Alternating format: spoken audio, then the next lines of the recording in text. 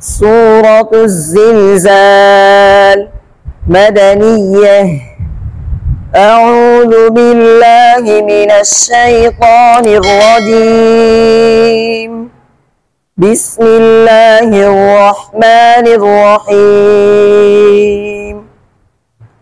إذا زلزلت الأرض زلزالها وأخرجت الأرض أثقالها وقال الإنسان ما لها يومئذ تحدث أخبارها بأن ربك أوحى لها يومئذ يصدر الناس أشتاتا ليروا أعمالهم فمن يعمل مثقال ذرة خيرا يره ومن يعمل مثقال ذرة شرا يره.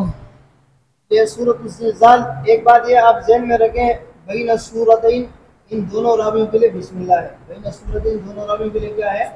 ایک سورت ختم کر کے جب دوسرا سورت ترتیب قرآنی کے مطابق پڑھیں گے تو ان کے لیے کیا ہے؟ بسم اللہ پڑھنا کیا ہے؟ ضروری ہے. دوسری بات یہ کہ اس سورت میں دو کلمات میں اختلاف ہے. کتنے کلمات میں ہے؟ اوحیلہا، اس میں امالہ ہے. اوحیلہا اس میں کیا ہے؟ امالہ ہے. اس کو ذوات الیا کہتے ہیں. کیا کہتے ہیں؟ آپ کو میں نے کل بتایا تھا، اس کو ذوات الیا کہتے ہیں، اس میں امالہ ہے. دوسرے ہے کہ یصدر الناس، یہ اس میں اشمام ہے. کیا ہے؟ یعنی صاد میں زا کا اشمام، صاد میں زا کا اشمام. تو اس کو ادا کرنے کا طریقہ یہ ہے کہ آپ جو ہے نا زا کو پر ادا کریں، یعنی زا کے اندر صاد والے صفات ادا کریں. پڑھیں زا، لیکن اس کے اندر صاد، جس طرح صاد کے اندر صفت ادغام ہے، صفت استعلاء ہے، یہ دو صفات زا میں آپ ادا کریں تو یہ جو ہے نا کیا نام ہے، حرف اسی طرح بن جائے گا. بات سمجھ میں آ رہی ہے؟ ادا کرنے کا طریقہ کیا ہے؟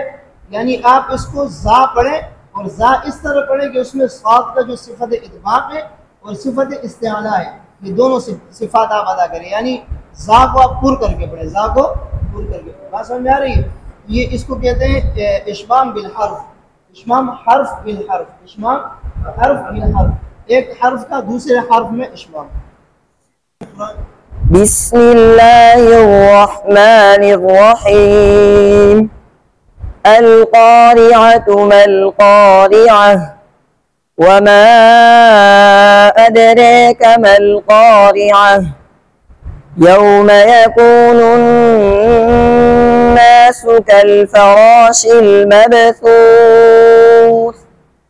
وتكون الجبال كالعهن المنفوش فأما من ثقلت موازينه فهو في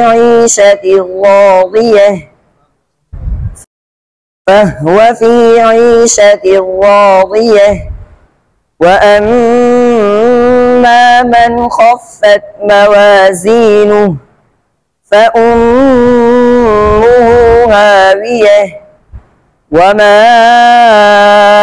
أدراك ما هي نار حامية. یہ وما ادریکا، یہ امالہ دونوں راویوں کے لیے ہے. بات سمجھ میں آ رہی ہے؟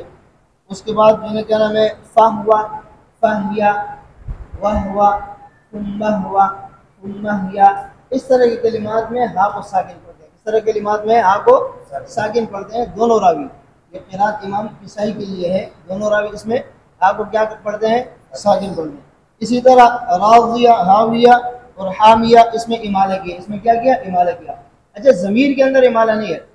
ضمیر پر وقف کریں گے تو اس میں امالہ نہیں ہے. بات سمجھ میں آ رہی ہے؟